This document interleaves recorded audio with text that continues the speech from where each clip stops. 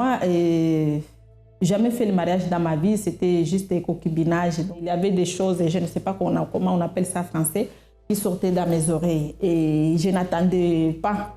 Donc j'attendais qu'il y ait une seule oreille. Donc l'autre oreille là, je n'attendais pas. Et quand j'ai accouché, mes filles aussi, ils étaient contaminés avec cette maladie-là. Donc quand j'ai accouché ma fille, à partir de 3 mois, donc l'enfant, quand il arrive la nuit, il pleure, il pleure, il pleure. Et puis demain matin, je vois que ça commence à sortir aussi. Alors, je les amène à l'hôpital, mais on ne trouve pas de solution. Donc ça fait longtemps, depuis à l'âge de 13 ans, que je souffrais de cette chose-là.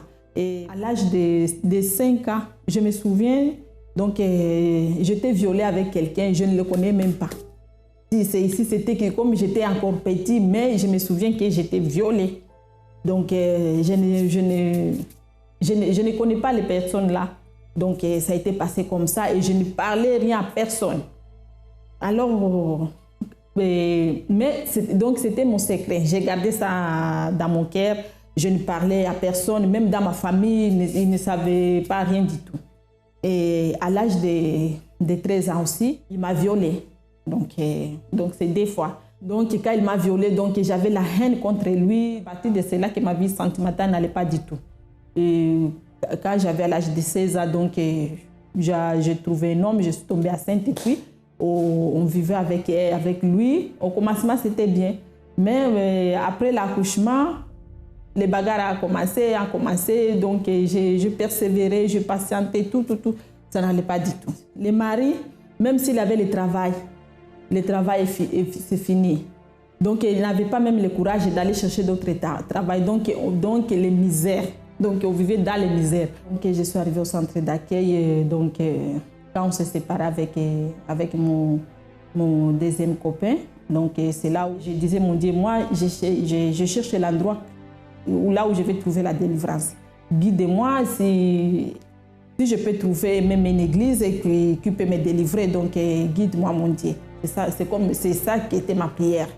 Donc alors ma copine là m'a invitée. Donc c'est là où que j'ai su que j'avais un mal qui travaillait dans ma vie. Donc.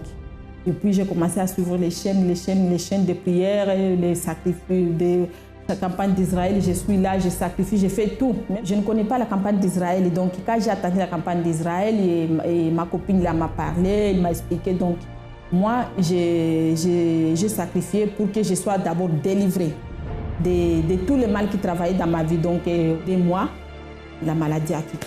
Je suis guérie complètement de ces maladies-là et je ne fais plus de cauchemars, même des choses là que je sentais dans mon corps. Jamais. Donc là, je suis en bonne santé.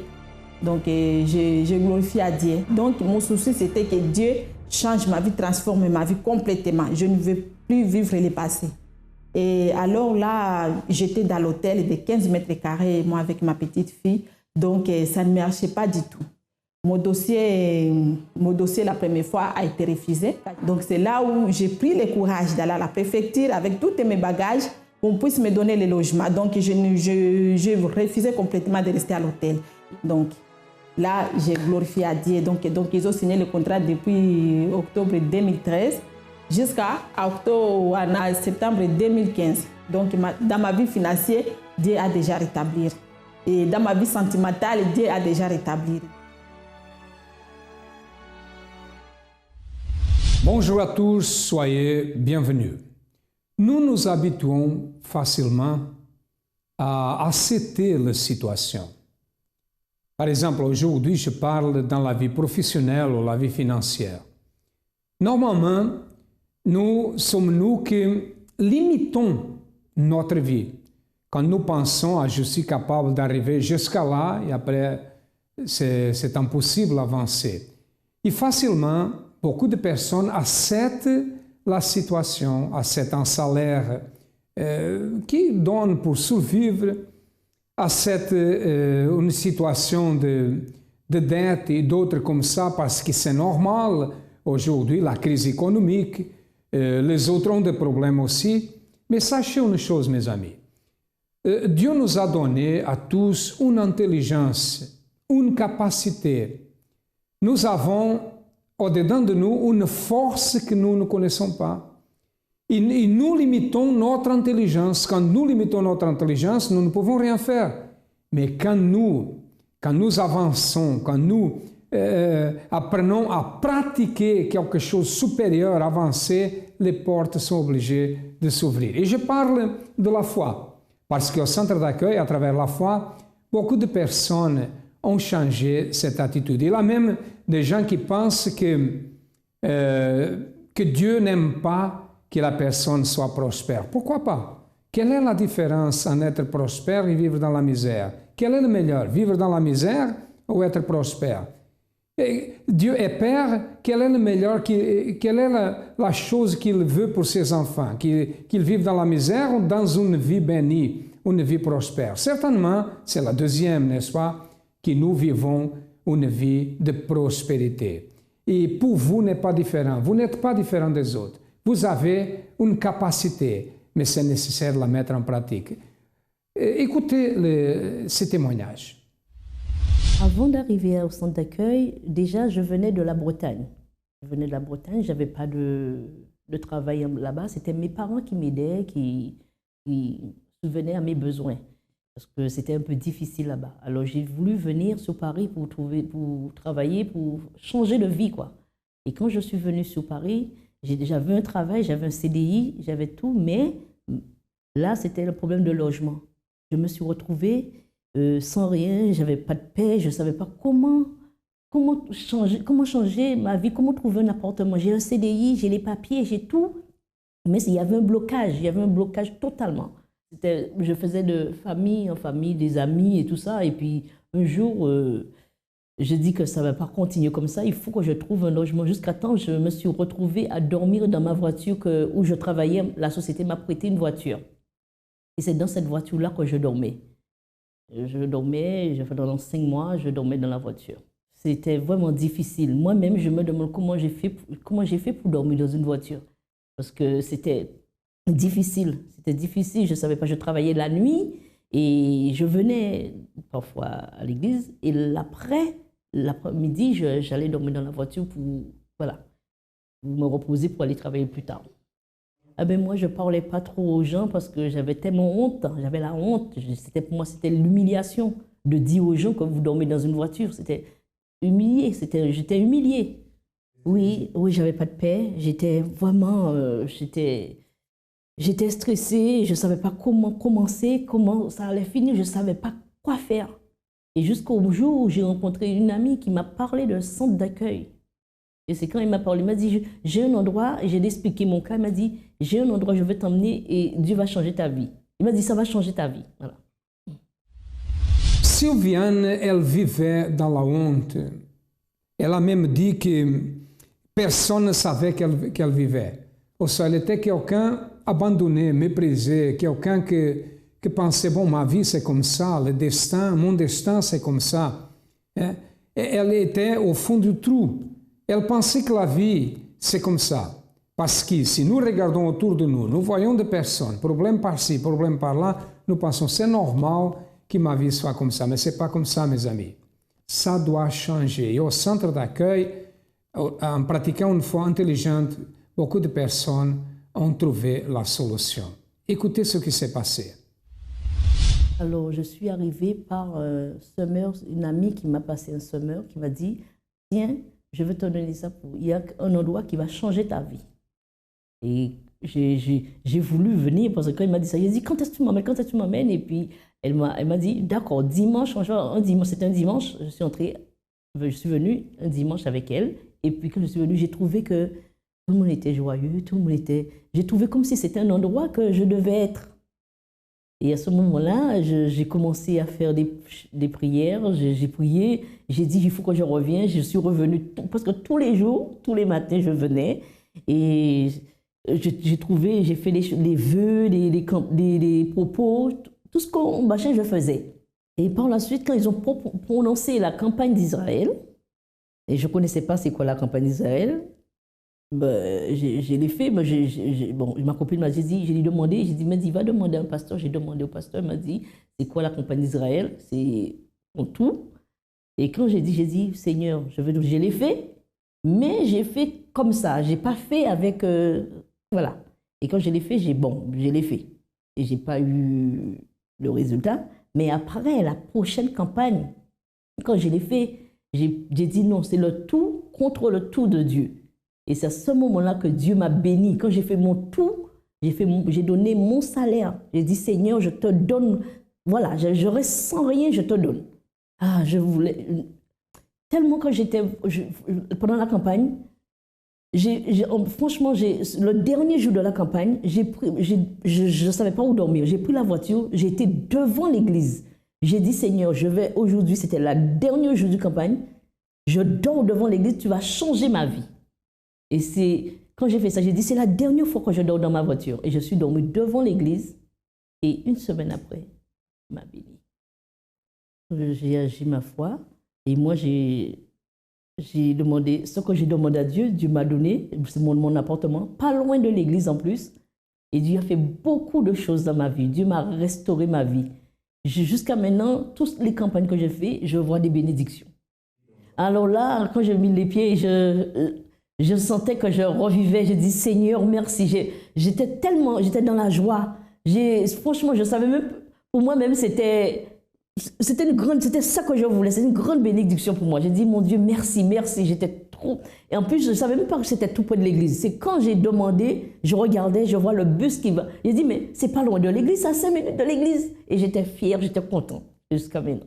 Et la voiture, j'ai remis la voiture. Et maintenant, moi, j'ai ma nouvelle voiture. Maintenant, j'ai une Audi A3 que Dieu m'a donnée. Ah oui, dans ma famille, ça a restauré la vie de ma famille. Ma famille qui ne voulait pas croire en ma foi, il me rejetait. Maintenant, tout le monde, voilà, il dit que j'ai changé, je suis une autre personne. Et ils sont fiers de moi. Et maintenant, chaque fois quand je les appelle, ils me disent, ah, quand tu me parles de Dieu, ils sentent qu'ils sont bien. Quand je leur parle, ils sentent que, voilà, la présence de Dieu en eux. Quand j'ai pris l'enveloppe de la campagne, il y avait mon fils qui voulait faire une formation installateur thermique et sanitaire. Et quand il disait que c'était trop cher, on ne va pas l'accorder cette formation. J'ai dit, moi je crois en Dieu, on va te donner. Il m'a dit, mais non maman, c'est trop cher, on ne va pas m'accorder cette formation. J'ai dit, moi je vais faire. J'ai fait la lettre de motivation en son nom. Moi-même, j'ai fait la lettre de motivation. J'ai pris le dossier, j'ai été déposé à l'organisme de formation. Et j'ai attendu, il y avait à peu près une quinzaine de personnes devant moi. J'ai dit, je vais attendre, je vais donner en main propre jusqu'à temps qu'on me donne le reçu. On m'a donné le reçu. Et puis, 3 semaines, on lui a donné la réponse, 15 000 € de formation payée. Et il aura son salaire. Et là, il a commencé le premier, il est fier, il est content. Oh, la centre d'accueil, ça représente une école. Pour moi, on met sa foi en pratique. Parce que moi, je ne connaissais pas. Pour moi, je ne connaissais pas. J'avais la foi, mais je ne mettais pas en pratique. Je priais, oui, je priais Dieu. Pour moi, c'est un Dieu qui était mort, il n'était pas vivant. Mais moi, je sais que Dieu, il est vivant. Jésus-Christ, il est vivant. Et pour rien au moins, je ne vais pas le laisser. Pour rien au moins, je ne vais pas laisser le centre d'accueil parce que des bénédictions, il y a toujours quelque chose. Et en plus, j'en aurai encore d'autres bénédictions qui est en projet. Elle a connu le centre d'accueil à travers une revue appelée Le Semeur, une revue du centre d'accueil. Elle est venue, elle a commencé à pratiquer la foi. Et un jour, participant de la campagne d'Israël aussi, qu'est-ce qui s'est passé? Aujourd'hui, elle a une bonne voiture, elle a sa maison, elle a un bon travail, un bon salaire, elle est une autre personne. Maintenant, des gens connaissent et savent qu'elle vit. Maintenant, elle n'est pas une personne abandonnée, une personne dans l'échec. Aujourd'hui, elle peut dire, non, je suis victorieuse. À travers quoi? La pratique de la foi au centre d'accueil. Votre vie peut changer aussi. Vous n'êtes pas inférieur aux autres, vous êtes comme les autres. Vous avez un cerveau, vous avez une intelligence, une capacité.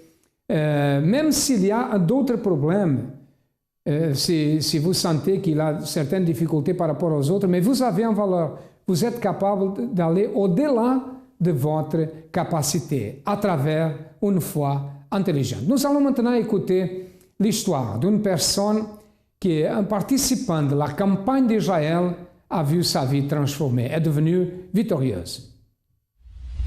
Alors, j'étais à mon travail depuis à peu près 17 ans et on voulait me licencier. Donc, on m'a licenciée alors que j'étais en accident de travail. Ils ont cassé mon contrat de travail de 17 ans.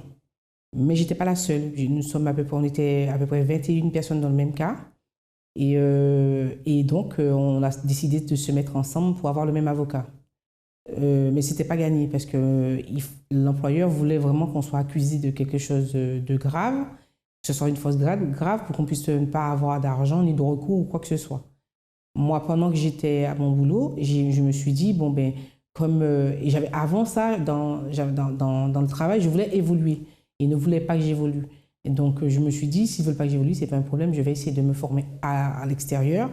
Comme j'avais 2 jours de congé dans la semaine, je me suis dit, sur ces jours de congé, je vais aller à l'école. Je me suis renseignée, je suis allée à l'Éducation nationale, je me suis renseignée pour passer mon bac et mon BTS. Et donc, je l'ai passé, préparé toute seule. Il fallait que le préparer, ce n'était pas évident, alors que j'étais encore en train de me battre avec l'employeur et le tribunal. Vous savez comment c'est un peu difficile. Il fallait que je reste concentrée quand même pour avoir les 2 examens. Mais écoutez, je m'étais dit que comme Dieu est fidèle et qu'il n'est pas fait homme pour mentir, comme dit au centre d'accueil, c'est où j'ai appris d'ailleurs à prier et à comprendre qu'on peut obtenir les choses en mettant en pratique ce que les hommes de Dieu disent. Et donc au début, je me suis dit, bon ben, comme je viens déjà à l'église, que je fais déjà ce qu'il me demande, s'il m'arrive quelque chose, je vais demander à Dieu et Dieu va répondre. Oui, j'ai participé à pratique, je dirais à toutes les campagnes. Depuis que je suis arrivée en Centre Accueil le 11 juin 2007, j'ai fait toutes les campagnes. Eh bien, le sacrifice, la libération, la victoire. Mais parce que quand on est dans l'affliction, dans la souffrance, dans l'affliction, il n'y a pas d'autre porte de sortie. Et que si jamais vraiment on veut voir la main de Dieu opérer, il faut obéir. Il faut vraiment obéir. Et il faut obéir souvent dans la contrainte. On obéit. Si on obéit, même si on voit que les choses ne sont pas comme on veut, parce que nos yeux voient d'une certaine façon, les yeux de Dieu voient autrement. Et si on s'attache sur ce que nos yeux voient, on ne fait rien. Eh bien, moi, la campagne d'Israël, pour moi, c'est la libération. Et je sais qu'il y a des campagnes où j'ai demandé des choses, peut-être que je n'ai pas obtenues comme je voulais, mais je sais que les campagnes ont sauvé beaucoup ma vie et la vie de mes enfants, de ma famille. J'ai encore plein de choses que j'ai demandées encore à Dieu, mais pour moi, c'est une obligation devant Dieu de faire la campagne. Parce que c'est comme si c'était une opportunité que Dieu me donne. Et quand Dieu me donne cette opportunité-là, même si c'est avec le peu que je rentre, mais le peu, c'est mon tout. C'est mon tout. Et ça m'est arrivé de faire des campagnes où j'ai mis vraiment tout. Eh bien, aujourd'hui, à travers toute l'assiduité dans les campagnes d'Israël, la dîme, les propos, déjà, Dieu m'a donné 3 diplômes en 2 ans. 3 diplômes d'État en 2 ans. Ça, c'est une grande grâce. Ça ne peut pas venir d'ailleurs que de Jésus. Le bac et le BTS que j'ai passé en même temps. J'ai eu la licence en 1 an. Et je suis ravie parce que seul Dieu peut sortir quelqu'un de la poussière. Et moi, Dieu m'a fait sortir de très, très bas pour me faire arriver en 2 ans. Alors, j'ai gagné le procès au mois d'août, après 3 ans de bataille, après une humiliation vraiment très fracassante. J'ai gagné le procès, mais ça continue parce qu'ils ont quand même eu 1 mois pour pouvoir faire appel. Mais devant Dieu, je pense que j'ai gagné déjà, parce que j'ai déjà gagné en première instance. Je n'ai aucun doute là-dessus et Dieu est mes témoins. J'avais sacrifié aussi pour cette campagne. J'avais fait une campagne d'Israël en 2011 justement pour gagner le procès de Marionneau. Je n'ai les yeux fermés, je pense que Dieu m'a déjà donné la victoire. Il m'a donné la victoire déjà pour me faire sortir déjà, parce que je n'aurais jamais pensé qu'en attendant le procès, me donner 3 diplômes d'État en 2 ans. C'est vraiment, je n'ai jamais vu ça, moi. Je ne vois pas comment on peut faire autrement que de se dire, c'est waouh, quoi, c'est pas possible. Il n'y a que Dieu qui peut faire ça. Mais il faut faire ce qu'il vous demande.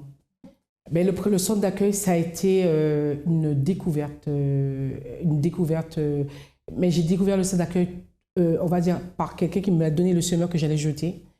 Et c'est une révélation. Parce que cette église, cet centre d'accueil va faire en France des miracles. Et je veux faire partie de l'une des personnes que Dieu va bénir, mais abondamment en France. Pour montrer que c'est vrai, que le centre d'accueil en France va faire des ravages, si les gens écoutent, mais il faut que les gens écoutent. faut que les gens écoutent. Il faut écouter, quoi. Il n'y a pas de secret. Voilà. Et de la même manière que la vie de cette personne et de millions de personnes au monde a changé, votre vie peut changer aussi. Sachez que le centre d'accueil est ouvert du matin au soir, de lundi à lundi. Mais ce n'est pas seulement ces personnes. Regardez plus de témoignages. Avant, j'étais dans une formation. Cette formation-là, j'avais trop la honte. Voilà, j'avais honte de dire que j'étais dans cette formation-là. Parce que ça n'avançait pas, je faisais que des stages et c'est tout. Et la personne qui me suivait, j'étais dans un stage. Et dans ce stage-là, j'ai passé la honte. Franchement, j'étais avec les gens qui disaient j'ai master, j'ai ceci, j'ai cela. Et moi, j'avais rien et j'étais là. Et personne ne me calculait. J'étais dans une salle et je faisais que archivage. Et après, il y a la personne qui me suit à l'école m'a envoyé mon CV à une grande société. Et cette société-là m'a appelée en me disant de passer le test. Donc, quand je suis partie passer le test, il y avait une autre personne que je connaissais, que je parlais de l'église. Et cette personne-là était très, très intelligente. Ouais. Et moi, quand je l'ai vue, j'ai dit, c'est mort. Je vais pas passer. Après, on a passé le test d'anglais. Moi, je ne savais rien du tout d'anglais. Et voilà, après, on a passé l'entretien. Tous les deux, avec la même personne. Et cette personne-là nous disait comme ça.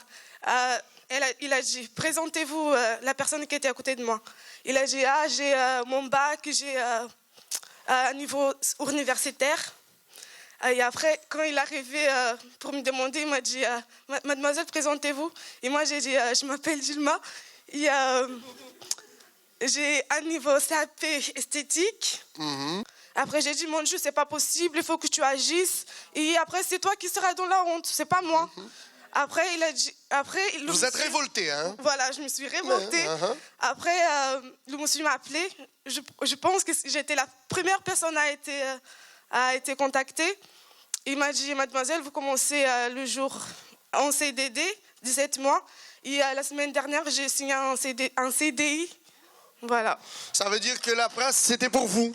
Voilà. Et l'autre, non.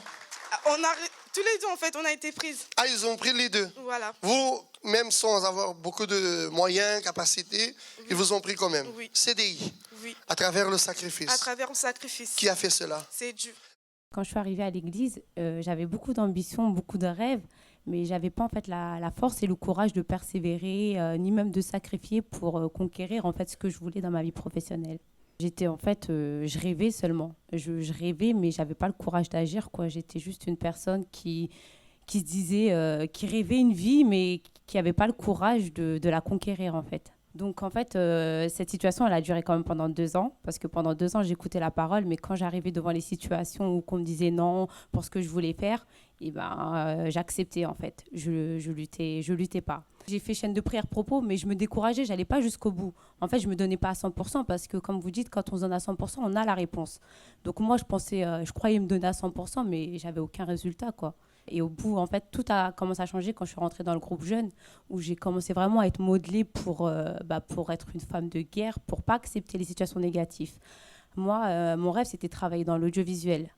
Donc, à partir de la 3e année, j'ai commencé à agir ma foi. Mais j'étais pas encore à 100%. Parce qu'à côté, j'avais un travail j'étais éducatrice, donc je gagnais bien ma vie. J'étais un peu accommodée, donc je me disais, pourquoi faire plus, quoi? Je suis bien. Je tournais un peu en rond.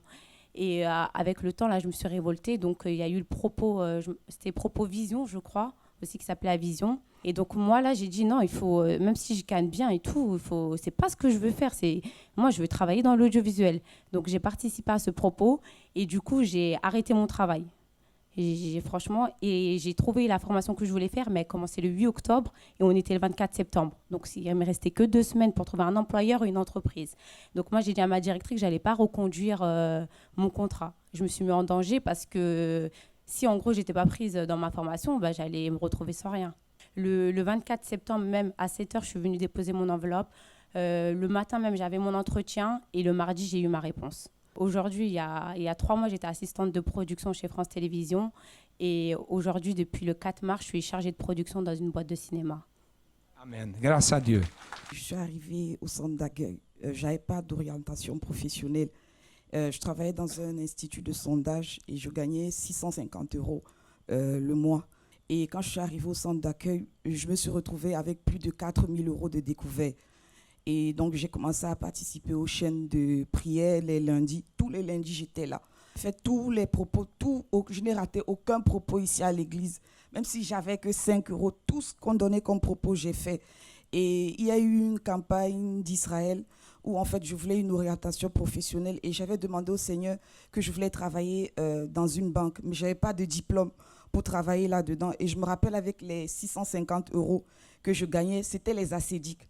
Et donc je me suis, avec le découvert, j'ai attendu au moment où ils allaient faire le virement. J'ai juste vite calculé pour que je puisse retirer, pour que le découvert ne puisse pas avaler. Et donc j'ai retiré toute cette somme-là et j'ai déposé ça sur l'autel de Dieu. Et 1 mois et demi après, j'ai commencé à travailler dans une banque.